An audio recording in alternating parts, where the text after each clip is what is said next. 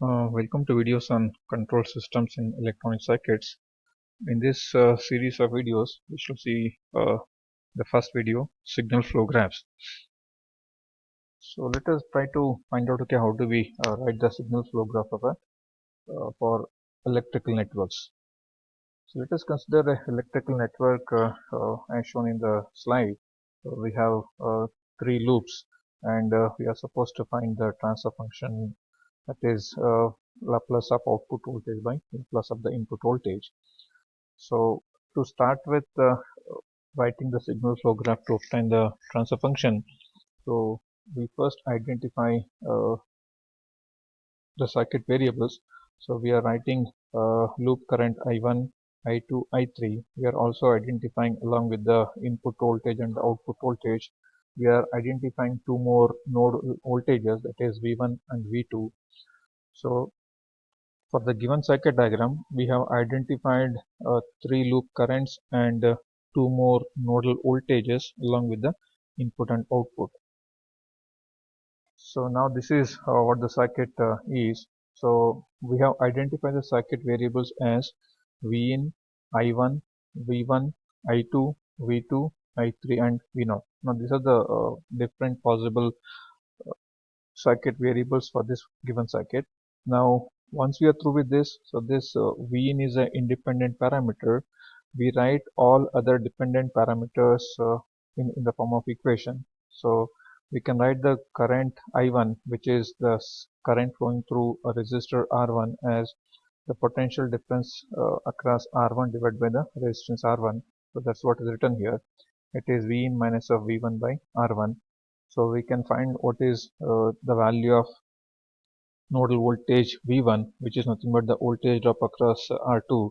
The current flowing through R2 as per the assumed direction of the loop currents is now I1 minus I2 is the current that is flowing through R2, multiplied by R2 will going to give the voltage V1 at this point. So it is the current flowing through current flowing through R2 multiplied by the resistance R2. Similarly, we can find what is the current I2, which is given by V1 minus V2, that is the potential difference between these two. This arm of the impedance of this arm is given by Ls plus 1 over C1 into S, because Ls we have written the impedance of the Laplace of impedance offered by the inductance. 1 over Cs is again the impedance offered by the capacitance. Since they are in series, we are writing it as L1 of S plus 1 over C1S. So similarly, we can write the voltage V2, that is at this point, as the voltage drop across the resistor R3. Current flowing through R3 is I2 minus I3. So that's what is written here. Similarly, we are writing what is I3 as well as V0. So once we have obtained the equation for all these circuit variables except the independent variable, that is Vin, uh, so we're going to use the equation where we can find the transfer function given by the equation. So T, the transfer function of the given network, is given by 1 over delta plus of delta k, summation k, pk delta k. So this delta is nothing but 1 minus of sum of all different loop gains plus sum of gain products of all combinations of two non-touching loops minus sum of gain products of all combinations of three non-touching loops. So this will continue, and this delta k is nothing but the same as delta, but we need to include that which is not touching that particular forward path. So we shall actually consider, we will write a signal flow graph for the given circuit and try to obtain the transfer function.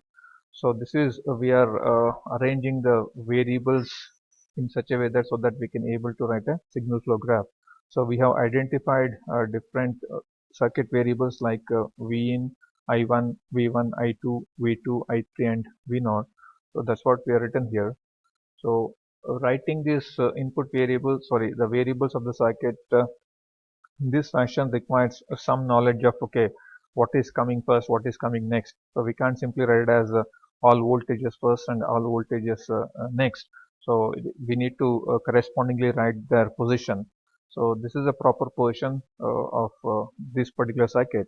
So now we can start connecting the different nodes, the different variables of the uh, signal flow graph. So we are first taking the equation I1, which is given by V in by R1 minus V in by R1 minus of V1 by R1.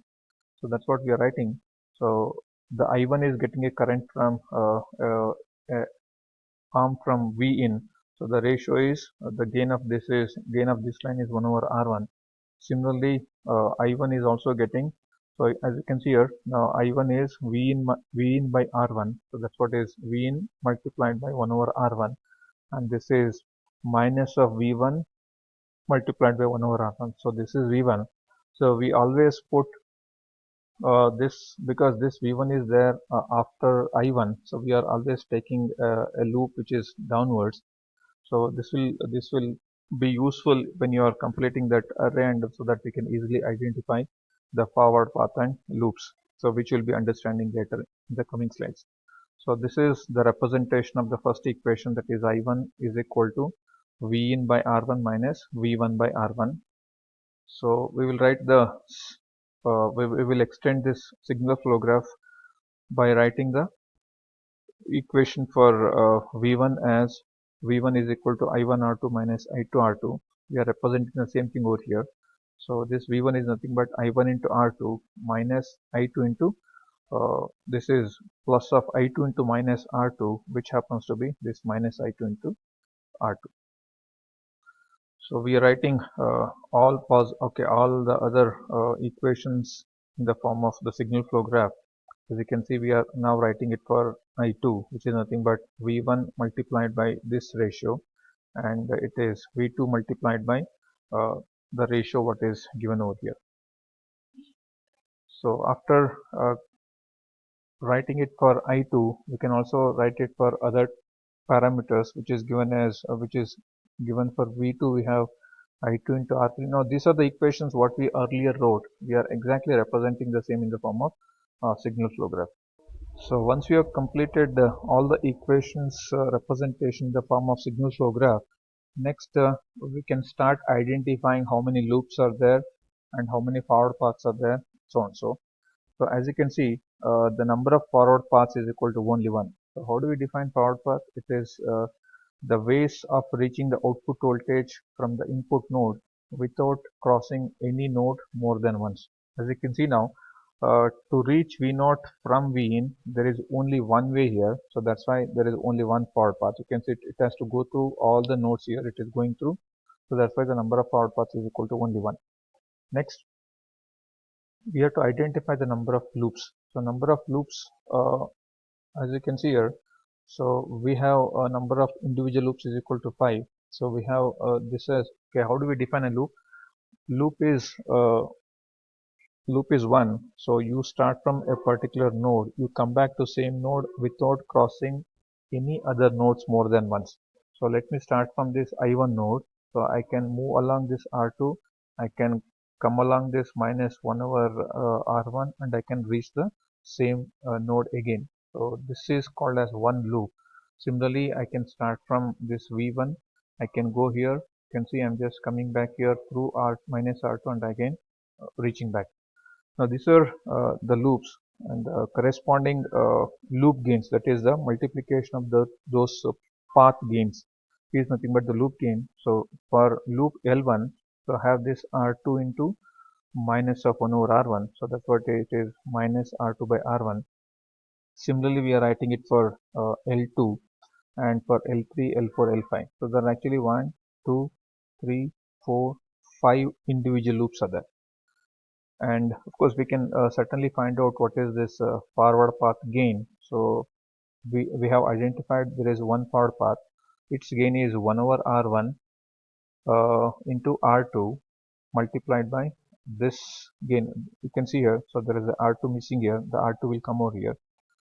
Now once we are through with the number of forward paths and its gain, and we have identified 5 individual loops and their corresponding gains, we need to find out two non-touching loops. So here you can see a two non-touching loop is one which the individual loops which don't possess a common node, we call them as non-touching loops, two non-touching loops. So you can see now I have this loop and this loop, they don't possess a common node. So we write L1 into L3 as one of the two non-touching loop.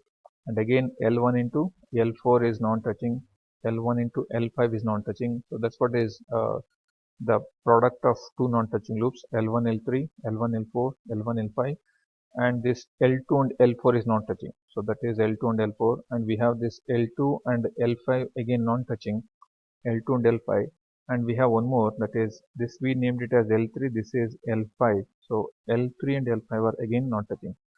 We have six such two non-touching loops, so which is listed here, and we have one more group of three non-touching loops, meaning if three loops doesn't possess a common node, we call them as three non-touching loops. So as you can see here, so the loop L1, L3 and L5 don't have a common node. So we are writing that as the three non-touching loops, that is L1, L3, L5. The product of all the three loops happens to be the three non-touching loop product. So once we have identified the forward paths, the individual loops, and two non-touching and three non-touching loops, we can certainly use the equation to find the transfer function, which is given over here. The gain, which is nothing but the transfer function, is what 1 over delta summation k is equal to 1 to n. So pk delta k. So since n is equal to 1, we have p1 delta 1 by delta. So delta 1 is actually 1. It is actually 1 minus 0, because all loops are touching that forward path. So that's why we have delta 1 is equal to 1. That's what is written here. And we are writing this P1 as the gain of this entire forward path, which is given by R2, R3 divided by, this is, if you simply multiply all the forward path branches, we'll end up with this. And next it is 1 minus, as it was given in the equation. So we are simply writing 1 minus sum of the individual loop gains plus the gain product of two non-touching loops minus the gain product of three non-touching loops. So this way we can comfortably obtain the transfer function, which is again the gain of the given network. So let us consider a second network where we have a two loop system. So we are writing its loop currents and one of the voltage, the nodal voltage V1. We can actually identify circuit variables, which is Vin, I1, V1, I2 and V0. So we are writing their corresponding equation, which is very easy to write it. So and then we are identifying the variables for the signal flow graph, which is Vin, I1, V1, I2 and V0. Next we are writing each and every equation will be represented in the signal flow graph. So for I1 we are writing it as Vin divided by this impedance minus V1 divided by this impedance. So that's what is represented here. Similarly, we can write it for the V1. So V1 is given by I1 multiplied by this. So we have I1 multiplied by this minus of I2 multiplied by the same quantity.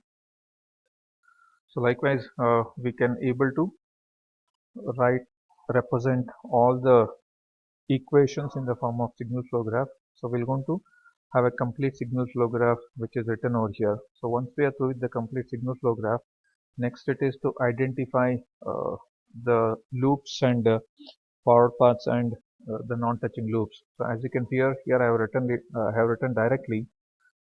Here we have only one forward path. The forward path gain is actually the product of the all terms which are having this forward path gain. So you can see it is SL1 plus R2. That's what is SL1 plus R2 multiplied by this and this.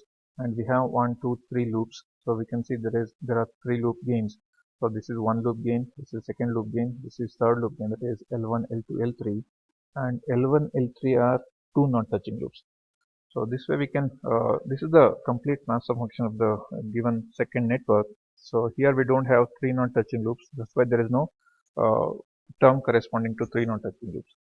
So The main important thing is that we need to identify the circuit variables, write their equation, and write the SFG.